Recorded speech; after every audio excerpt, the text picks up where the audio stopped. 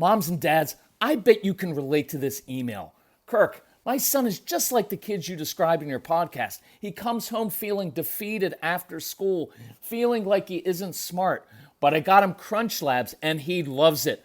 Building the new toy and watching Mark Rober makes him feel smart. And then he explains, talking a million miles a minute, like our kids do, all the cool science facts he's learned. It's like I get my real kid back when he's building his Crunch Labs toy. And that is exactly why I was so psyched when my niece first told me how her son loves Crunch Lab. Confession, this is the one sponsor I wanted more than any other because it's such a perfect fit for our kids. So go to crunchlabs.com/calm and you'll see why. Crunch Labs is a STEM monthly subscription build box for kids. Your kids get a really fun toy in the mail every month. And what kid doesn't love that?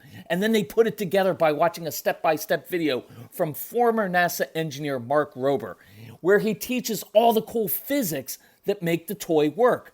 Mark's passion is helping kids think like engineers. And this helps your kids develop resilience and problem-solving skills while having a ton of fun. Get your kids something they will actually love, use, and look forward to getting all throughout the coming year. Build your child's confidence now. Visit crunchlabs.com/calm and get your kids Crunch Labs today.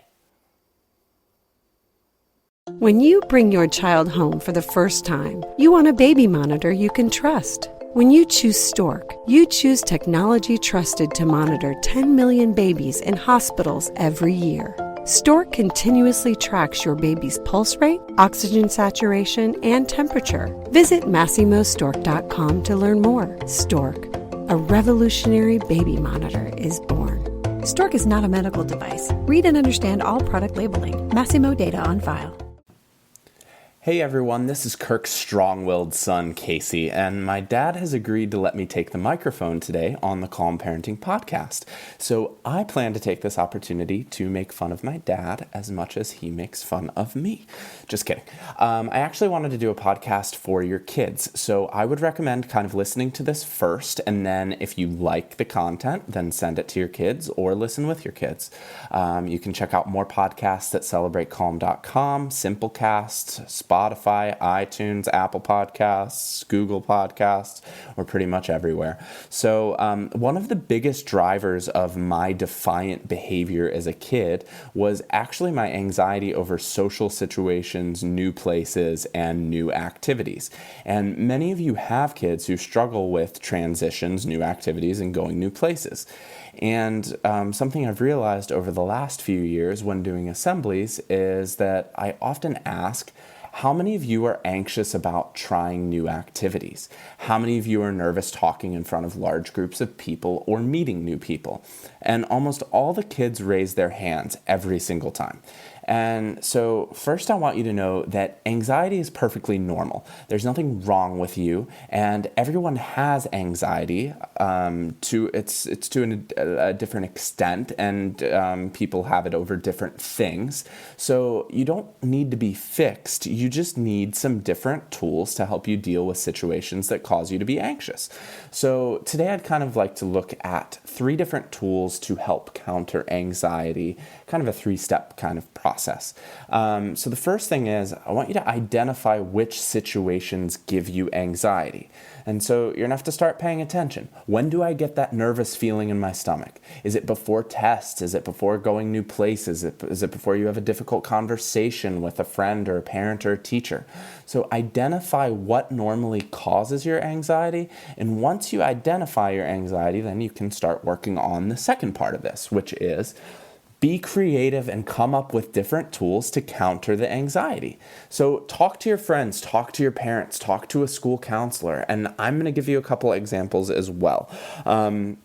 So as I mentioned, when I'm conducting student assemblies at schools, I always ask the kids, how many of you are nervous about these situations?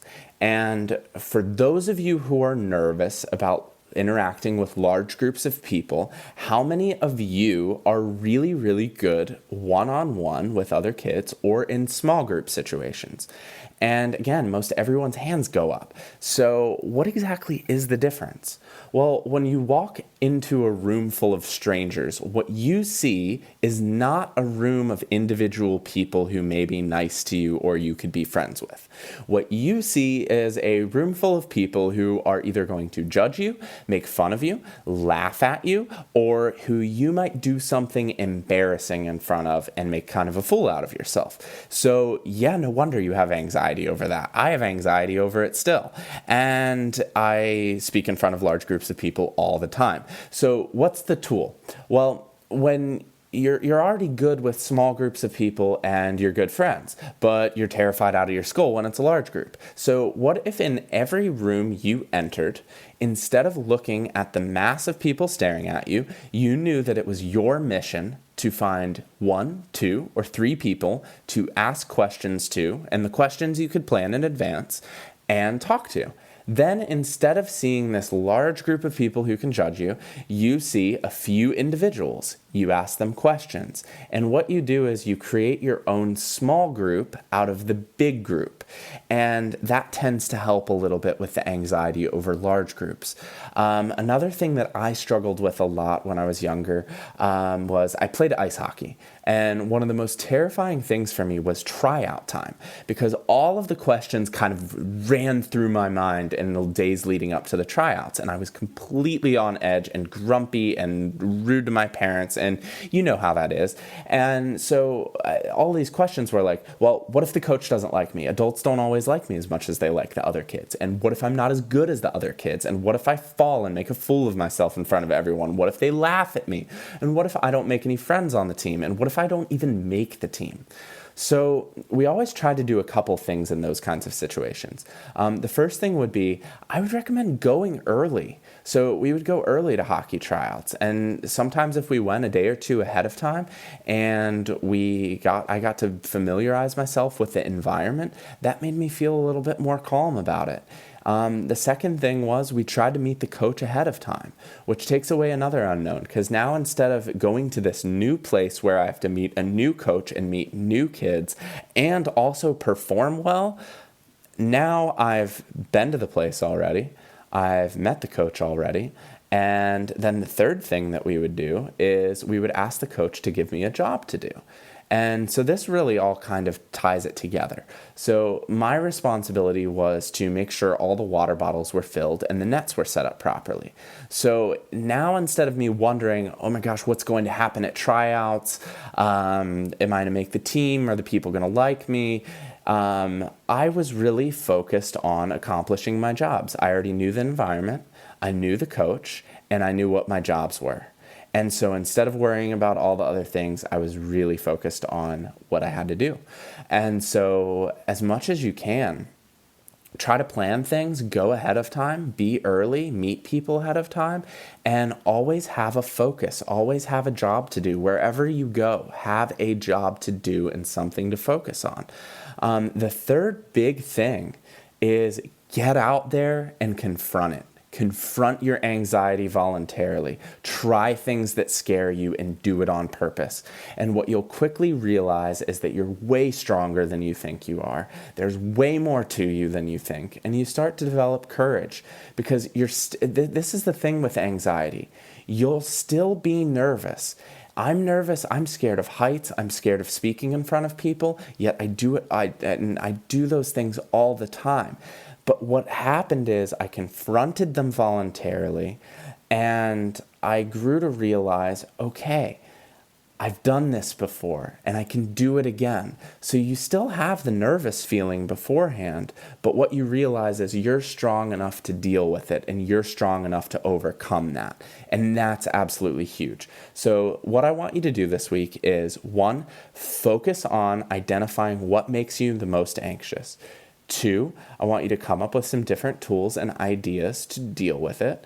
And then 3, I want you to go do something that terrifies you. Do something that scares you this week. Confront the anxiety. And you're going to realize that you're a lot stronger than you thought you were.